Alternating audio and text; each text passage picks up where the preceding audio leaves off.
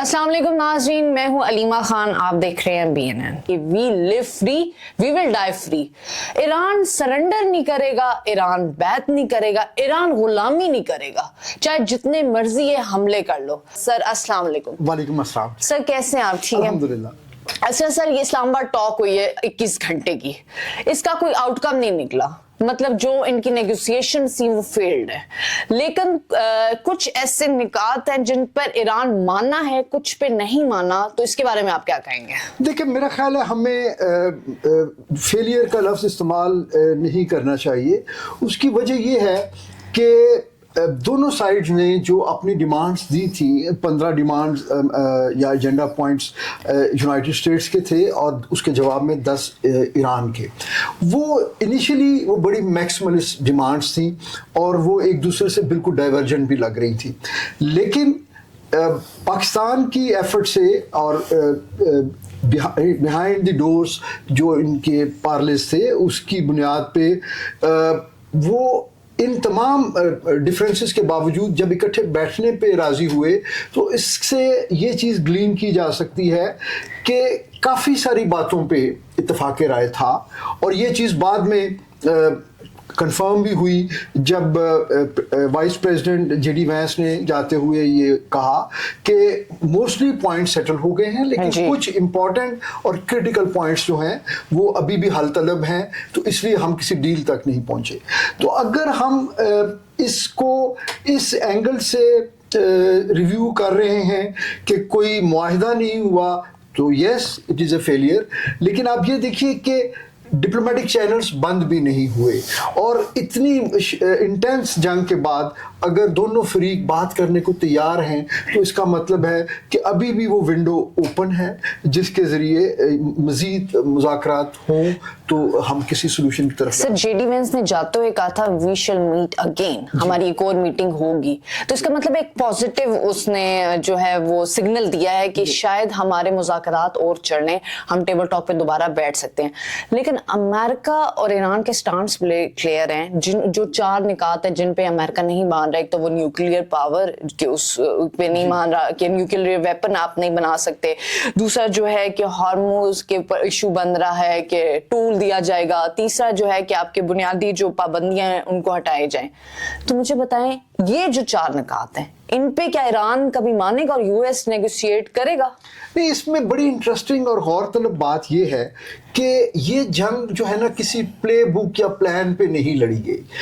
Play book जो बनाई गई थी इजराइल की तरफ से और अमेरिका उस पे जंग कर रहा था, उसके मुताबिक तो ये जंग चंद दिनों के लिए प्लान थी और इसका जो स्टेटेड ऑब्जेक्टिव्स थे वो रजीम चेंज और ईरानियन न्यूक्लियर प्रोग्राम और मिसाइल प्रोग्राम को हिट करना था। लेकिन जिस तरीके से जंग अनफोल्ड हुई, तो आहिस्ता आहिस्ता जंग का कंट्रोल जो है वो ईरानियन साइड पे जाना शुरू हो गया। ठीक है। और हमने देखा कि बावजूद शहादतों के, बावजूद मैसिव डिस्ट्रक्शन के, ईरानियन कौम बड़े रेजिलिएंट तरीके से खड़ी रही। और उसकी वजह ये है कि ईरान ने इसकी तैयारी की हुई थी। इजराइल ने भी और अमेरिका ने भी ईरान को बहुत अंडर एस्टिमेट किया। ईरानियन साइड ने इस जंग से पहले 1990 की पहली गल्फ वॉर से लेके जितनी जंगें अमेरिका ने लड़ी, उन्होंने उस सब का बड़ा क्रिटिकल एनालिसिस किया और उसके मुताबिक अपने डिफेंसेस और अपने रिस्पांस उन्होंने डेवलप किए। मैं अर्ज करूं कि 1990 की फर्स्ट गल्फ वॉर में अमेरिका को ये जोम था और ये राइटली सो कि जी वो दुनिया की सबसे बड़ी एयर पावर उनके पास है। हजारों लेटेस्ट जहाज़ों की मौजूदगी में उन्होंने अपनी टारगेटिंग फिलॉसफी चेंज की और एक जो उनकी एक टीम थी जो ये टारगेटिंग फिलॉसफी पे रिसर्च कर रही थी, headed by retired colonel John Warden, उन्होंने एक नई फिलॉसफी बनाई जिसको 5 रिंग टारगेटिंग फिलॉसफी कहते हैं। उसके मुताबिक उन्होंने कहा कि it will not be a steel versus steel war, इसके बजाय हम सबसे पहले उस 5 रिंग्स में जो इनर मोस्ट सर्कल था वो था लीडरशिप, दूसरा था कमांड एंड कंट्रोल सेंटर, तीसरा जो था वो वॉर फाइटिंग जो इकोनॉमिक टारगेट्स थे वो, और चौथा आर्म्ड फोर्सेस और पांचवा पीपल। तो उन्होंने आप देखें इराक में भी और दूसरी जगहों पे भी उन्होंने सबसे पहले कमांड एंड कंट्रोल सेंटर्स को तबाह किया, लीडरशिप को तबाह किया, तो और वो एक पैरालिसिस उन्होंने क्रिएट किया। ईरान ने अपनी जो काउंटर स्ट्रेटजी थी वो उस पैरालिसिस के खिलाफ बनाई। ईरान ने अपने मुल्क में जो उनके प्रोविंशियल लेवल्स थे वहाँ पे उन्होंने अपने कमांड एंड कंट्रोल सेंटर्स को ऑलमोस्ट ऑटोनोमस कर दिया। तो ईरानियन मिलिट्री जो थी वो तेहरान की तरफ नहीं देख रही थी कि जंग लड़ने के लिए, उनको पता था कि उन्होंने किन हालात में किस तरह रिस्पॉन्ड करना है। यही वजह है कि तेहरान में तबाही हुई लेकिन रिस्पांस में कोई फर्क नहीं आया। 96 मिलिट्री और सियासी क़यादत के लोग जो हैं इंक्लूडिंग शहीद खामनाई, उनको जो है उन्होंने असैसिनेट किया, लेकिन जंग के टेम्पो में इंटेंसिटी में कोई फर्क नहीं आया। तो ये चीज़ थी जिसने इस जंग का पासा पलट दिया। और अमेरिका तीसरे या चौथे हफ्ते से वो एक एग्जिट विंडो की तलाश में था, क्योंकि अमेरिका का डायलेमा ये था कि वो इस जंग में फंस तो गए थे लेकिन उनको अपनी जो है रोडिंग सुपर पावर स्टेटस को भी उन्होंने किसी पर ये सर डोनाल्ड ट्रम्प तो बड़ा ऐलान करते हैं, एक दिन में मैं तबाह कर दूंगा ईरान, एक दिन में तहस नहस कर दूंगा, wait for my final call. Easier said than done. अगर ऐसा होता तो वो कर ना चुके होते। और फिर आप ये देखें कि इंटरेस्टिंग बात, 2 पॉइंट जो इस वक्त जिस पे सारी बातचीत हो रही है या जो सरफेस हुए हैं इस्लामाबाद मुज़ाकरात के बाद भी, वो ये है कि एक centre of gravity strait of Hormuz है और दूसरा ईरानियन न्यूक्लियर प्रोग्राम है। ईरानियन न्यूक्लियर प्रोग्राम पे तो ईरान 2015 में तैयार हो गया था उस वक्त के मुज़ाकरात के बाद। उसके बाद जो लास्ट ईयर इनका अटैक हुआ तो उस पर भी दे were very flexible.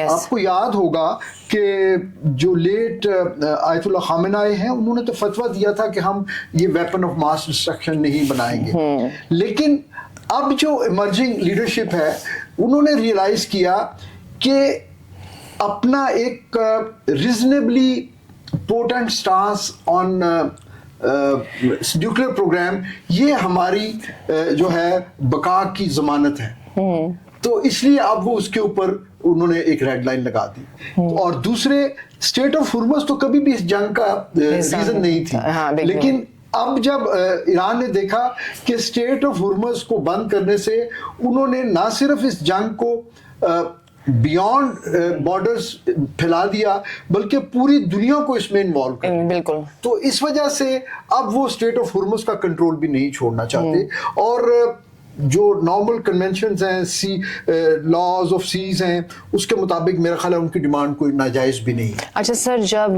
Donald Trump ने ये कहा था कि 48 आवर्स है उसके बाद मैं हमला कर दूंगा इसराइल पर, ईरान पर सॉरी, जब ईरान पर हमला होने वाला उससे 1.5 घंटा पहले पाकिस्तान ने सालसी का किरदार अदा किया, तो ये फील्ड मार्शल आसिम मुनीर साहब की बड़ी वाह होगी, शहबाज शरीफ की, तो आपको क्या लगता है ये पहले से बैकडोर बातें डिस्कशन चल रही थी या उस वक्त थी कोई नेगोशिएशन? देखिए पाकिस्तान का जो रोल है वो इस जंग में बिल्कुल एक नॉर्मल या नेचुरल तरीके से इवॉल्व हुआ।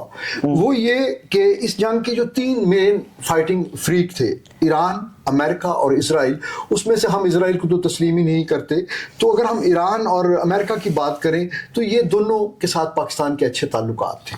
उसके बाद जो इस खित्ते के ममालिक थे, गल्फ स्टेट्स जो थी, उन सब के साथ भी पाकिस्तान के ताल्लुकात थे। लेकिन तो सर अमेरिका के साथ तो ताल्लुकात अच्छे नहीं थे ना, तो अमेरिका ने फिर पाकिस्तान को क्यों कंसिडर किया कि सालसी में ये रोल प्ले इसलिए करे? कि वाहिद मुल्क ऐसा था जो एक कंड्यूट का काम कर सकता था, एक फ्रंट फेस दे सकता था उस प्रोसेस को जिसको अमेरिका डेस्परेटली ढूंढ रहा था। सर ये सच है कि चाइना ने कहा कि हमारे मुल्क में आप नेगोशिएशन नहीं कर सकते, आपने करना है तो पाकिस्तान में करें, चाइना ने क्यों रिफ्यूज किया? देखिए मुझे ये एग्जैक्टली पता नहीं कि वहाँ वो भी कोई ऑप्शन थी या नहीं थी, लेकिन चाइनीज जो स्ट्रेटजी है, देखिए चाइनीज वो اپنے جو ہے نا دشمنوں کو آبزرو کرتے ہیں, وہ ان کو غلطیوں کا موقع دیتے ہیں اور اس میں سے اپنا فائدہ اٹھاتے ہیں, وہ خود کسی کو کنفرنٹ نہیں کرتے.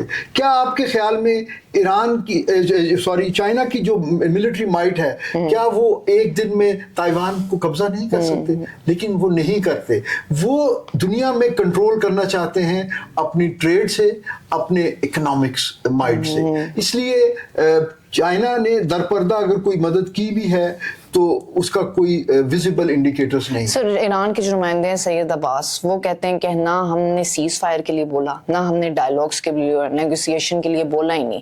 تو ادھر ڈونلڈ ٹرمپ ان کو دھمکیاں دیتے ہیں, تو بیسکلی کون کہہ رہا ہے کہ ڈائیلاگ کریں, سیز فائر؟ دیکھیے, یہ سیز فائر ایران کی آپ کہہ سکتے ہیں خواہش یا ضرورت ہو سکتی ہے, لیکن مجبوری نہیں. مجبوری نہیں ہے. جبکہ امریکہ کی یہ مجبوری ہے. وہ کیسے سر؟ وہ اس لیے کہ امریکہ اس جنگ میں اس بری طرح امبرائل ہو گیا ہے کہ اس کا ایک سول سپر پاور کا سٹیٹس جو ہے وہ اروڈ ہونا شروع ہو گیا. اور وہ اگر دنیا نے ملٹی پولیرٹی کی طرف اگلے 20 سالوں میں جانا تھا تو اب شاید وہ وقت جو ہے نا اس سے آدھا ہو جائے گا.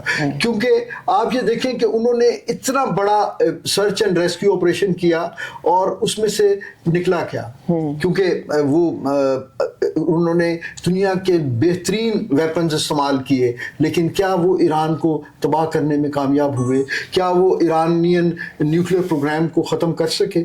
تو یہ ایک شکست ہے نا. آپ دیکھیے, یہ وہ کہانی ہے ڈیوڈ اینڈ گولائت کی, کہ ایک بڑی مائٹ, ملٹری مائٹ, اور اس کے خلاف ایک ایسا ملک جو 47 سالوں سے پابندیوں کا شکار ہے, جس کے ساتھ کوئی مسلمان ملک نہیں کھڑا. پاکستان نے صرف اصولی موقف کے طور پہ ایک فورن پالیسی کا جو ہمارا ایک کارڈینل پوائنٹ ہے, پاکستان نے ان کا ساتھ دیا. ادروائز ان کے تمام پڑوسی جو ہیں وہ ان کے یا تو مخالف تھے یا ان کے مخالفوں کے ساتھ ملے. سر, چائنا اور رشیا سپورٹ کر رہا ہے ایران کو؟ جی, چائنا اس لیے کر رہا ہے کہ چائنا کے بہت سٹیک ہیں جی. چائنا کی انرجی جو ہے فاسل فیول جتنا ہے وہ اس کا ایک بڑا حصہ وہ ایران سے جاتا ہے, اس لیے چائنا تو سپورٹ کرے گا. اور پلس یہ ہے کہ چائنا کو سپورٹ کرنے سے اگر امریکہ کا سٹیٹس ڈاؤن گریڈ ہوتا ہے تو چائنا اور روس دونوں سپورٹ کریں گے. لاجیکل بات. اچھا سر, ہم نے دیکھا کہتے ہیں نا کہ your enemy is friend, enemy is my friend. وہ ابھی آپ نے دیکھا کہ جس طرح ڈیلیگیشن آیا ایران سے, تو انہوں نے پلین میں جو شہید بچیاں ہوئی تھی اسکول میں, ان کی پکچرز لگائی ہوئی تھی, انہیں گلدستے رکھے ہوئے تھے. اس جیسچر کو آپ کیسے دیکھتے ہیں؟ دیکھیے, ہم جو ہے ہمیں یہ تاثر دیا جاتا تھا مغربی میڈیا سے کہ ایرانین شاید بیکورڈ ہیں, وہ کیونکہ کلرجی وہاں پہ حکومت کرتی ہے تو وہ اتنے زیادہ یعنی وہ مذہبی لوگ ہیں کہ ان کا ماڈرن گیجٹ سے یا ماڈرن ٹیکنالوجیز کے استعمال سے شاید وہ نابلد ہیں.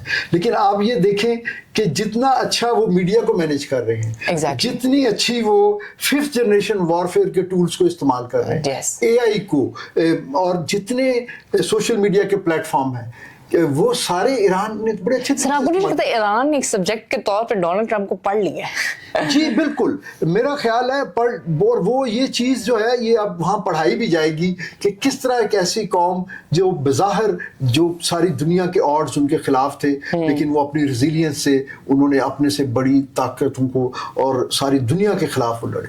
سر, ابھی پاکستان اور امریکہ کے اسٹینڈ کرتے ہیں, ان کا کیا ریلیشن ہے؟ دیکھیے, پاکستان اور امریکہ کے اگر ہم پوری ہسٹری ریلیشن شپ کی دیکھیں تو یہ ایک ٹرانزیکشنل ریلیشن شپ رہے. میں اس کو ہمیشہ کہتا ہوں کہ this is relationship of 3 marriages and 4 divorces. کہ اور یہ سارے میرجز اور ڈائیورسز جو ہیں یہ امریکن خواہشوں پہ ہوئیں. 50s میں ان کو اس ریجن میں کولڈ وار ایرا میں ایک اچھے الائی کی ضرورت تھی تو انہوں نے پاکستان کو سیٹو سینٹرو میں اور بغداد پیکٹ میں انگیج کیا. پاکستان کی یہ ضرورت تھی کہ پاکستان کی مسلح افواج کو اپنے آپ کو ری ایکوپ کرنا تھا, کیونکہ تقسیم کے وقت ہمیں جو اثاثے ملنے تھے بھارت نے ناانصافی کی, ہمیں وہ اثاثے بھی نہیں ملے, تو ہماری فورسز کو جو انڈین تھریٹ تھی اس کے خلاف اپنے آپ کو ری ایکوپ کرنا تھا. تو ہماری ضرورت اکوپمنٹ اور ٹریننگ تھی, ان کی ضرورت یہاں پہ کمیونزم کے خلاف ایک مضبوط جو ہے نا سہارے کی ضرورت تھی، اس لیے انہوں نے ہمیں سپورٹ کیا۔ پھر آپ فاسٹ فارورڈ کیجئے تو 70s میں جب ایران میں رجیم چینج ہوئی، شاہ آف ایران کے زمانے تک وہ ایرانین جو تھے وہ امریکہ کے سب سے بڑے الائے تھے۔ بھارت اس وقت نان الائنڈ موومنٹ میں تھا، لیکن پاکستان کو انہوں نے، اور اسی وقت کنکرنٹلی افغانستان میں سوویت فوجیں جو تھیں وہ آگے ہوئی تھیں، تو پاکستان کو فرنٹ لائن اسٹیٹ بنا کے انہوں نے جو ہے یو ایس ایس آر یا سوویت یونین کے خلاف جنگ لڑی، تو وہ ہمارا ایک لمبا ہنی مون پیریڈ ان کے ساتھ تھا۔ لیکن جیسے ہی جنگ ختم ہوئی اور سوویٹس یہاں سے واپس گئے، وہ ہمیں بالکل تنہا چھوڑ کے امریکہ چلا گیا۔ پھر درمیان میں ہمارے اوپر پابندیاں لگ گئیں، ہم نے ایک طویل عرصہ پابندیوں کو گزارا، اور انہیں پابندیوں کے دوران ہم نے اپنی انڈیجنس ڈیولپمنٹس کی، JF-17 پروگرام ہم نے اپنا جو ہے اس کو بنایا، میزائل پروگرام کو ڈیولپ کیا، اور 98 میں ہم بھارت کے جواب میں نیوکلیئرائزیشن میں بھی چلے گئے۔ پھر 9/11 ہوتا ہے تو ان کو پھر ہماری ضرورت پڑتی ہے، اور 9/11 میں انہوں نے پھر جو ہے اس کے بعد سے ہمارا ایک لمبا ان کے ساتھ ایک اچھی ریلیشن شپ چلتے ہیں۔ 9/11 کے بعد جب انہوں نے 20 سال یہاں رہے، اور جاتے ہوئے پاکستان نے ان کو فیسیلیٹیٹ کیا کہ وہ ایک ایسی جنگ جس کو وہ جیت نہیں سکے تھے اس میں سے وہ نکلیں، اور یہاں کابل میں حکومت چینج ہوئی۔ لیکن اس کے بعد پھر کچھ عرصہ ہم نے دیکھا کہ امریکن ٹلٹ بھارت کی طرف تھا، لیکن جب بھارت نے پاکستان پہ ایک جنگ مسلط کی پچھلے سال مئی میں، تو اس میں پاکستان نے جب بھارت کو اتنی بری طرح ہرایا تو امریکہ کو یہ ریئلائزیشن ہوئی کہ ان حالات میں بھارت ان کے لیے فائدہ مند نہیں ہے، جبکہ ایک مضبوط Pakistan under the dynamic leadership of present military and جو ایک civilian arrangement ہے، وہ پاکستان ایک بہتر ایک alliance نظر آیا۔ تو آپ کو نہیں لگتا ہے میریکل ہوا ہے کہ پاکستان ثالثی کا کردار ادا کی ہے؟ جی بالکل، دیکھیں میریکل اس لیے ہے، لیکن جیسے میں نے پہلے بھی ایکسپلین کرنے کی کوشش کی کہ کچھ حالات ایسے بن گئے کہ اور کوئی ملک یہ کام کرنے کو تیار نہیں تھا۔ نارملی یہ ہوتا ہے کہ جب چھوٹے ملکوں کی جنگیں ہوتی ہیں تو بڑے ممالک جو ہیں وہ ثالثی کا کردار ادا کرتے ہیں۔ ان حالات میں جو P5 کے ملک تھے، جو جن کو ہم UN سیکیورٹی کونسل کہتے ہیں، اس میں سے فرانس بالکل نکل گیا۔ وہ ایک طرح سے فرانس اور برطانیہ امریکہ کی بات ہی نہیں سن رہے تھے، اور یہ سارا کیا دھرا پریزیڈنٹ ٹرمپ کی وہ غیر ذمہ دارانہ رویہ ہے جس سے انہوں نے نیٹو کو ٹریٹ کیا، یورپین یونین کو ٹریٹ کیا، تو انہوں نے اپنے دوستوں کو اپنا دشمن بنایا۔ سر ان کے دوست کیوں ان کے دشمن بنے؟ دس از دا بگ کوسچن۔ دیکھیے آپ نے عام لائف میں بھی دیکھا ہوگا کہ جو بد زبان شخص ہوتا ہے نا، اس سے سب پیچھے اس کے رشتہ دار، اس کے دوست آہستہ آہستہ اس سے کٹ جاتے ہیں۔ بالکل۔ پریزیڈنٹ ٹرمپ چونکہ یہ ایک سیاستدان نہیں ہے، یہ ایک اسٹیٹسمین نہیں ہے، اور وہ جو لینگویج استعمال کرتے ہیں وہ تو ہم ریپیٹ بھی نہیں کر سکتے۔ آپ کو پتہ ہے انہوں نے کیا ایران کے لیے ٹویٹ کی تھی، گالیاں دی تھی، پھر اتنے گالیوں کے بعد بھی ایران پھر بھی مذاکرات کے لیے بیٹھا۔ سر ڈگنیٹی تو انہوں نے شو کی۔ دیکھیے ایران کی ایک ہسٹری ہے، ایران صرف ایک کوئی کل کی بات نہیں ہے کہ اسلام کے بعد ان کی ہسٹری ہے۔ ایران ایک قوم ہے، فارس ہمیشہ سے موجود تھا، پرشین امپائر، اور وہ بڑی ایک پراؤڈ نیشن ہے، وہ ایک ہوموجینیس نیشن ہے۔ ان کے اندر آپ یہ دیکھیے کہ اگر ایک تھوڑی سی آبادی کا ایک حصہ، اگر ان کے کوئی آپس میں فقہی مسائل بھی ہیں، شیعہ سنی کے فالٹ لائن کو بڑا انہوں نے ویسٹرن میڈیا نے بڑا چڑھا کے بیان کیا۔ پھر انہوں نے یہ کہا کہ جی جو رضا شاہ پہلوی کو لائک کرنے والے لوگ ہیں وہ 30-40% ہیں، وہ کھڑے ہو جائیں گے رجیم کے خلاف۔ لیکن آپ دیکھیں جب آیت اللہ کی شہادت ہوئی وہی لوگ سڑکوں پہ لاکھوں کی تعداد میں۔ بالکل۔ اچھا سر، ابھی 2 ہفتوں کا سیز فائر ہے، 2 ہفتے بعد کیا ہوگا اگر جنگ بڑھتی ہے، مذاکرات نہیں ہوتے، جو 4 اہم نکات ہیں ان پہ یہ مطلب نہیں ایگری کرتے؟ آپ کو پتہ ہے نیوکلیئر ویپن پہ تو یہ بالکل ایگری نہیں کریں گے، اور مین مقصد ہی US کا یہ ہے کہ اس پہ ایگریمنٹ ہو۔ تو جب جنگ بڑھے گی اس میں پھر پاکستان پر کیا اثر پڑے گا؟ دیکھیے پاکستان میرا خیال ہے اس میں ایک کلیدی کردار ادا کرتا رہے گا، کیونکہ पाकिस्तान का सऊदीया के साथ भी एक डिफेंस पैक्ट है, ईरान पाकिस्तान के लिए बड़ी खैर सगाली के जज्बात रखता है और हमें एक स्टेबल ईरान सूट करता है। देखिए ये वक्त बड़ी मुश्किलों से हमें मिला है जिसमें हम एक तवील अरसे के बाद ईरान के साथ हमारे खैर सगाली के ताल्लुकात हैं। अदरवाइज़ आप देखें कि वहाँ पे भारतीय रॉ मुसाद के साथ मिलके वो पाकिस्तान के खिलाफ कितना काम अच्छा सर, इजराइल के वो सॉरी टर्की के जो प्रेसिडेंट हैं तैयब एर्दोगान, उनकी बड़ी पावरफुल स्टेटमेंट है। उन्होंने कहा अगर ईरान पर हमला हुआ हम इजराइल को नहीं छोड़ेंगे। ये खुल्लम खुल्ला एक धमकी है सर। तो ये वी आर हेडिंग टुवर्ड्स और where other countries are heading towards. देखिए ये मैं समझता हूँ कि दुनिया एक तीसरी आलमगीर जंग के बिल्कुल एजिस पे है और एक अच्छी डिप्लोमेसी जैसे पाकिस्तान कोशिश कर रहा है और दूसरे मुल्क भी कई इसमें साथ शामिल हैं, उसके ज़रिए हम दुनिया को जंग से बचाने के लिए तैयार हैं और कोशिश करते रहना चाहिए। सर टर्की इतने पावर में कैसे आ गया कि वो उन्होंने खुल्लम खुल्ला धमकी दी कि हम इजराइल पर अटैक करेंगे? नहीं, कि उन्होंने कहा है कि अगर ईरान पर अटैक हुआ ना तो समझे टर्की पर अटैक हुआ है। उसकी वजह ये है कि आप देखिए कि माजी में किसी ज़माने में इवन ईरान के भी इजराइल से अच्छे ताल्लुकात थे और टर्किया के भी थे, लेकिन अब बदलते हुए हालात में जो ग्रेटर इजराइल का मैप जब सामने आता है तो उसमें तो उन्होंने जो है वहाँ पे टर्की का भी एक हिस्सा उसमें शो किया हुआ है,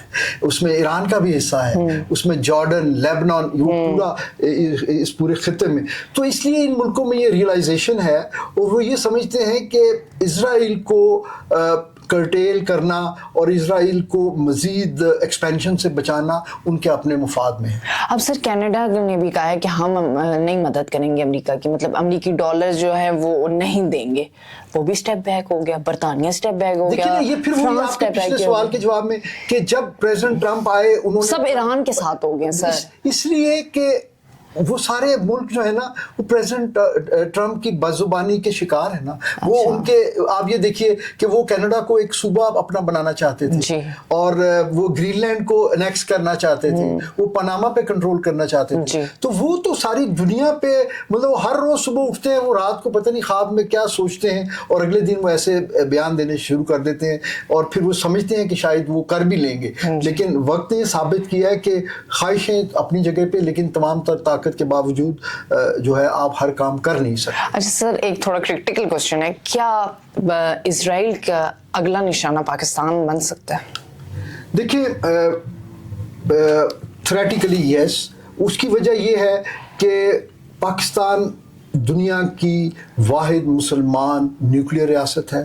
पाकिस्तान दुनिया की 5वीं बड़ी वार हार्डन मिलिट्री, पाकिस्तान दुनिया की बेहतरीन एयरफोर्स। तो अगर कोई मुल्क जेन्युइनली इजराइल को खटकता हो तो वो पाकिस्तान जी। तो इसलिए और फिर हमारे लिए तो देखिए कुरान में भी है कि यहूद और नसारा आपके दोस्त नहीं हो सकते। तो अगर उस एंगल से भी देखें तो हमें हमेशा कॉशियसली हैंडल करना चाहिए। अच्छा सर पाकिस्तान की बात करें तो फील्ड मार्शल आसिम मुनीर साहब ने दोनों डेलीगेशन को, एक को सूट में उन्होंने रिसीव किया और एक को उन्होंने जो है वो अपना ड्रेस कोड में रिसीव किया। तो ये क्या तासर दिया जा रहा था? देखिए मुझे नहीं पता कि उनकी क्या इंटेंट थी, लेकिन दुनिया जिस तरह इसको इंटरप्रेट कर रही है वो ये है कि चूंकि अमेरिका में वो एक अपना सॉफ्ट इमेज जो है वो अमेरिकन जो है ना, अमेरिकन बड़े ट्रिकी हैं। अमेरिकन अगरचे दुनिया में सारी जगहों पे उनके ताल्लुकात बड़ी मुख्तलिफ किस्म की हुकूमतों से होते हैं, लेकिन वो अपनी डेमोक्रेसी को बड़ा वैल्यू करते हैं और वो एक अपना सॉफ्ट इमेज रखते हैं। तो जब वो उनको उनके साथ मिले हैं और ईरान चूंकि हालत जंग में है कौम की हैसियत से, और हमारा ब्रादर इस्लामी मुल्क भी है, तो मेरा ख्याल है कि एक पोजीशन ऑफ स्ट्रेंथ से वो यूनिफॉर्म से मिलना वो मेरा ख्याल अच्छी बात है। तो सर अच्छा मुझे बताएं यूएसए अब सरेंडर करेगा या ईरान सरेंडर करेगा? आपको क्या लगता है आने वाले वक्त में क्या होगा? देखिए इस जंग की ना बड़ी एक ज़बरदस्त या मैं कहूँगा एक डिफरेंट डायनामिक्स है। अमेरिका ये जंग जीता नहीं है और ईरान ये जंग हारा नहीं है। अच्छा ठीक है ना। तो हैविंग सेड दैट इसके दरमियान में दोनों पार्टीज ने अपने जो है ग्रेस जो है ना वो लेनी है। ईरान के पास वक्त भी है, ईरान के पास एतमाद भी है, अल्लाह ताला का फजल भी है। तो मेरा ख्याल है ईरान जो है ना उनको ढील दे के जो सर मैं पहले ही आपसे बात करती, डिवाइन है ईरान के साथ, कुछ ना कुछ है डेफिनेटली। देखिए अल्लाह ताला का फरमान है कि आप अपनी पूरी कोशिश करें और फिर रब से फतह नुसरत मांगे। तो ईरान तो वो कर रहा है। ठीक है, चलें sir, thank you so much for your time. बहुत शुक्रिया जी।